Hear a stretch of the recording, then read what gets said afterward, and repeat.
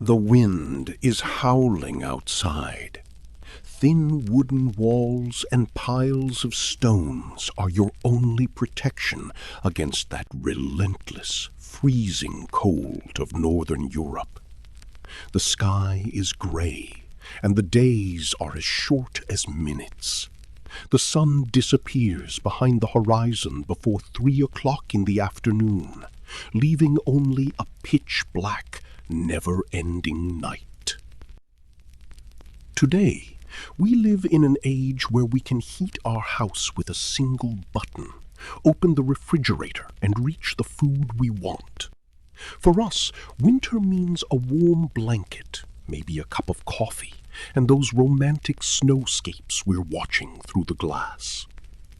But when we returned 1,000 years ago, to the heart of the Middle Ages, to the world of an ordinary person, winter was far from romanticism.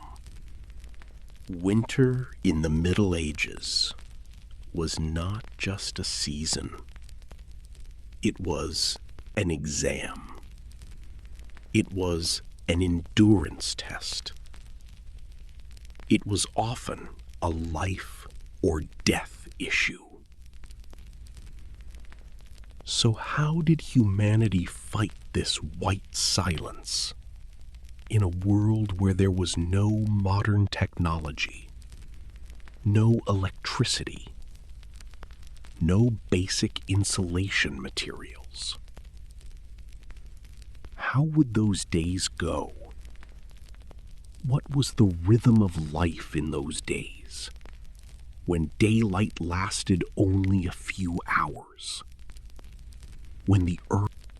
In this video, we will not be guests in those splendid, ornate fireplace halls of palaces, but in the homes of the peasant, the farmer, the true heroes of history. We'll start with that hectic preparation on the last day of harvesting season. We will talk about what they eat, how they warm up, and most importantly, how they keep their souls warm on those days of despair. When winter came, nature was silent, but humanity was not. Not only did they survive, they created legends, prayed, and joined each other to get back to those green fields.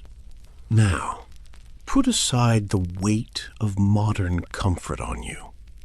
We're rewinding time. Today, in that freezing cold of the Middle Ages, be prepared to feel to your bone how a winter went. Because what we are going to tell is the epic of not only a history, but of human will under the most difficult circumstances. Fall was not a harvest time for medieval people, but a pre-exhaustion stocking period.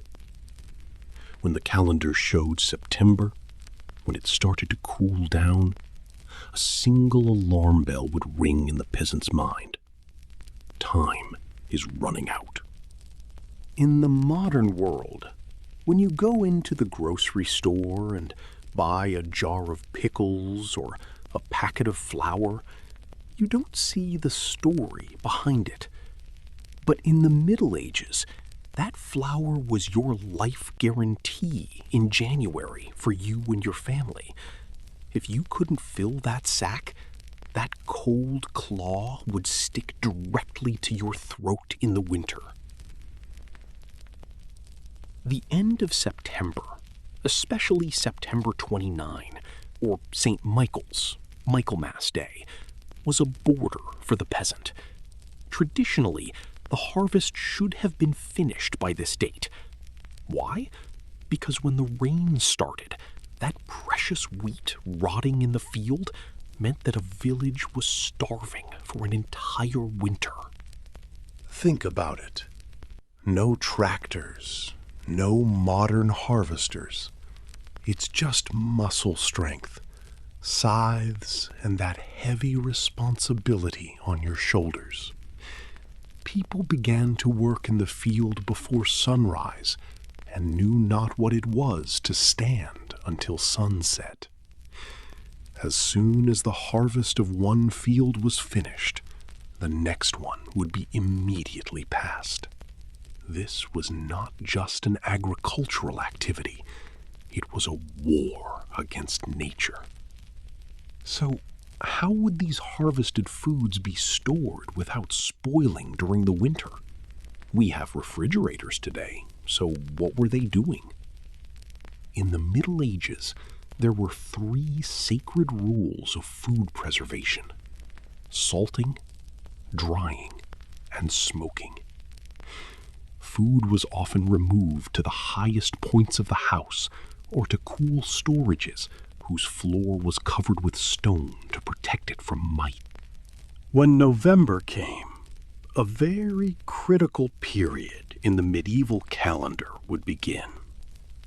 Cut month. This was the most brutal but necessary fact of the era. There was not enough straw and grain stock to feed the animals, cows, sheep, pigs, on the farms all winter. So they had to make a decision. Which animal will they carry into winter? Which will they slaughter before winter comes? Usually, the young and strong were kept so that they could reproduce when spring came. Older, weaker, or lesser animals were slaughtered before the cold began, and their meat was immediately salted. Think about it. You had to say goodbye to an animal that you feed yourself. Maybe you named. The greatest need to warm up was wood. In the Middle Ages, however, forests were often owned by lords. The peasants, but to their limited rights, had to collect bush flapping or fallen branches, which were often collected from the ground. In the depths of winter, entering the forest and cutting down trees was dangerous and prohibited in most areas. So they took advantage of every moment of the sun during the fall and ran into the forest. Every single branch they could carry on their backs meant that the fire in the house burned for another hour on those freezing nights of winter. Their fatigue had hit them in the face, but there was a quiet peace in them. Stocks are okay. We can take out the winter. October and November are over. Stocks are complete. Meat is salted. Wood is stacked. The village had now become a castle. Outside, the sound of the wind began to harden. The sky took that gray color. The preparation was over. But the real struggle, those dark, quiet, and cold winter months were just beginning. Now, are you ready to see how those stocks are consumed and how these people live behind those closed doors? Let's move on to the next chapter. Preparations for October and November are over. Doors are closed. Now, for the medieval peasant, the outside world has become a wall of cold, just a source of threat. You're at our house now. But make no mistake, this house is not those warm, insulated, and peaceful refuges we dream of today. This is the most basic stronghold of survival, but it is also the center of a suffocating darkness and intense smoke. The house of a medieval peasant was often built by a technique called wattle and daub. That is, by plastering mud and straw over the braids of branches. The floor? Not concrete, not parquet, directly the soil itself. In winter, This soil floor would be icy towards the edges, although it would warm up around the hearth. The windows were just small slits in an era when glass was a luxury.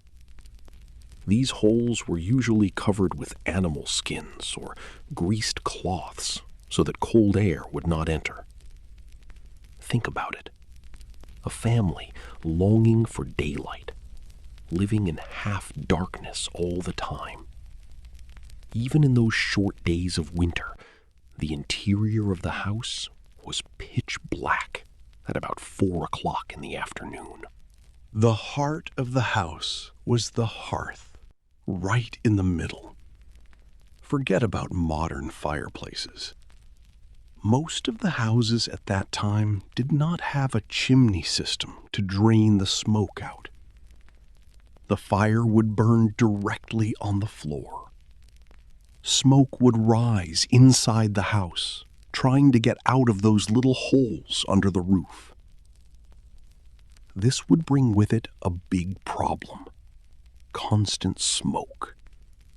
Imagine your eyes constantly tearing, your lungs filling with that sooty air. The answer to why medieval people experienced chronic respiratory disorders at an early age was at the beginning of these quarries. But this smoke also had a benefit. It was incense, which protected the meat, seeds, and clothes that were hung on the ceiling of the house from moisture. That heavy smell inside the house was a mixture of soot. In the daily life of a peasant, fire was a sacred relic that should never be extinguished. Rekindling the fire was both difficult and wasteful of wood. When they lay at night, they covered the fire with ashes so that when they woke up in the morning, they could revive the fire with the grove under the ashes. What I'm going to describe now is perhaps the most bizarre for our modern mind. During the winter months, humans and animals lived under the same roof. You may ask, why? The answer is simple: heat. A cow or sheep would warm the interior of the house with its own body heat. With freezing cold outside, the animal that remained in the barn or an outside hut was at high risk of dying. They were the most valuable assets of the family, so taking them into a corner of the house meant both protecting them and increasing the temperature in the house.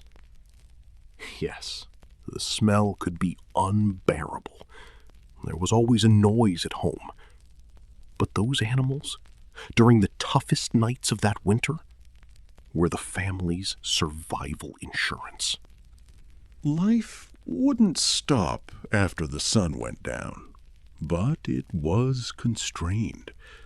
Candles were expensive. Candles made of animal fat smelled bad, and soot. So people were used to sleeping when it got dark, or spending time at the fire. What would be done on these winter nights, in that smoky room, in the flickering light of the fire? Old clothes would be patched. The next spring, agricultural tools were overhauled. Most importantly, stories were told. Those long nights in winter were when oral culture was at its strongest. Grandparents and grandparents told tales and told legends. Dark and cold brought people physically closer together as well. Everybody would sit around the stove as close as possible. That togetherness we forgot in today's distant and isolated world, was actually the greatest survival motivation of the medieval winter. The house was like a fortress, but there was great loneliness and so much solidarity within it. In that smoke, among the sounds of the animals breathing, they dreamed of reaching spring. But how was time flowing inside this closed box? Were they not bored? Or was the routine of life already intense enough to suppress this distress? In the next chapter, From the Dawn to the Sunset, we will see that dark winter routine and how production continues. If you're ready, let's move on to the third part. The hardest thing about winter wasn't just cold, it was time. The day began reluctantly around 9 in the morning and ended at 3 in the afternoon, when the sky was still getting dark. The remaining 18 hours, an incompetent darkness, a pitch-quiet silence, and just the crunch of the hearth. In a world where modern man says, "I don't have time," winter for the medieval peasant was a time when time was freezing. But don't think they're sitting empty. Winter in the Middle Ages did not mean rest. Winter was a period of indoor factory. The first thing that comes to mind when it comes to winter is wool. Everyone, but without exception, had a job in their hands. Women would spin wool and weave cloth all winter long. It was not just an endeavor, but a survival imperative. All the clothes and blankets and sackcloths that the family would wear the next year were made in those smoky rooms on the long nights of that winter. That rhythmic click from the spindle in your hand was the music of the medieval winter. When the snowstorm broke out outside, those wool became threads inside. It meant one step closer to spring. Think about it. When you're done, spring is here. Men, on the other hand, would devote those long hours of winter to repairing tools that broke or worn out in the field in spring. Wooden plows, scythe handles, willow branches that will turn into baskets.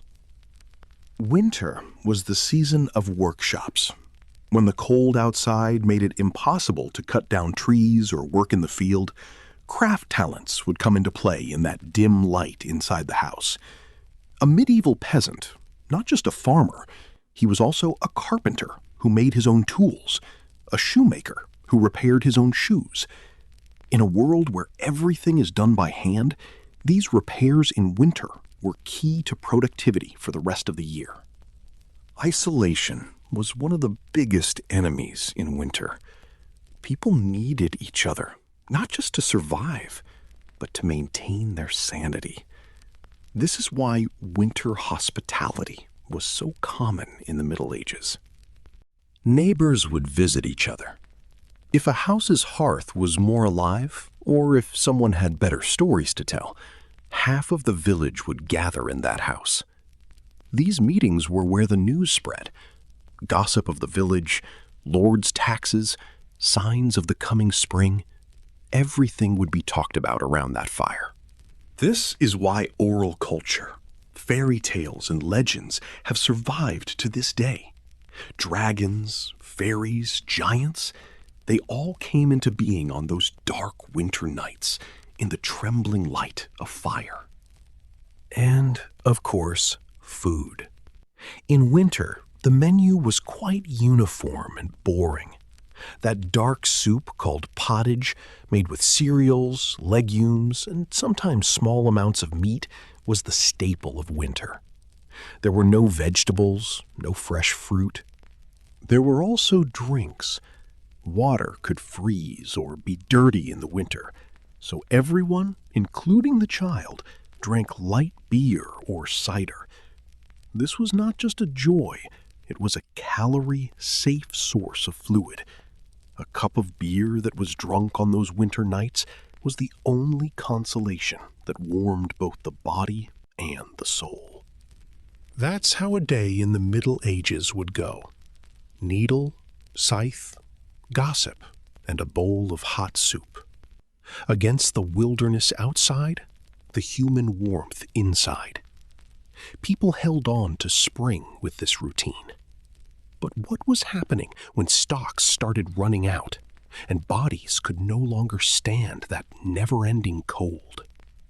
In the next chapter, we will face the darkest face of winter, namely hunger period and diseases. Why was it so hard to get to spring? Let's move on to the next chapter. Those preparations that started in October, those stacked grains, those salted meats, they all ran out with a months-long eating and drinking cycle. Now we're in late February and March. In the Middle Ages, they called it le soudure, or hungry period. That critical period of time when nature has not yet awakened, when the soil is still dull, but the bottom of the warehouses is visible. This was the peasants' greatest test in the battle for survival. They were no longer confronting the cold, but a much more dangerous enemy, an empty stomach and a weakened body. There's nothing left to eat in the house. Maybe there's only a little dry grain left, or a very small amount of flour left. It was at this point that the desperate dilemma that showed the will of the medieval man would begin. Do you eat the last handful of grains in your hands today, or do you keep it for bread in the ground in spring? If you eat the seed to save today, you will survive, but you will starve at the end of summer. If you keep the seed, you starve the present, but you guarantee the future. The medieval peasant faced this choice every year. Often, those seeds were preserved like a sacred relic. Even if they were starving, not touching that seed sack was the greatest heroism of winter. Hunger did not come alone. He would bring his most loyal friend with him: illness. Months of uniform diet, lack of vegetables and fruits, left the body vulnerable. Scorbut, bleeding gums, joint pain. By the end of winter, almost everyone in the village would have had their immune system collapsed. It was cold, the houses were damp, and soot inhaled in those smoky rooms was inviting pneumonia. When someone got sick, there was no modern medicine to cure him. They had no choice but to pray, drink bitter teas made of medicinal herbs, or just wait for the body to resist. Death was like a guest waiting at the gate of the village at the end of winter. Reaching that spring, especially for the elderly and children, was a miracle. What can a man do in such desperation but look up at the sky? Religion and superstition in the Middle Ages were like a shield in that dark period of winter. Church bells would ring not just to indicate time, but to tell people, we're here, you're not alone. The fasting period before Easter, Lent, coincided with this exact time of starvation. This was not a coincidence. In that time when hunger was sanctified, absence was a form of worship, the peasant would comfort his mind by turning hunger into a sacrifice. If I open today, it is God's will, and I will be rewarded in the spring. This belief was stronger than hunger. And then you woke up one morning. The weather changed. The wind is not so sharp anymore. The snow is melting. You start to smell the soil, the first signs of spring. Whoever saw spring first would shout it out to everyone. For medieval man, the arrival of spring was not a change of season. It was the resurrection. It was to return from the brink of death. They had left another winter behind. Stocks ran out, bodies were weakened, but spirits were still standing. That's when all those hardships, those cold nights, those hunger days would make sense. They survived.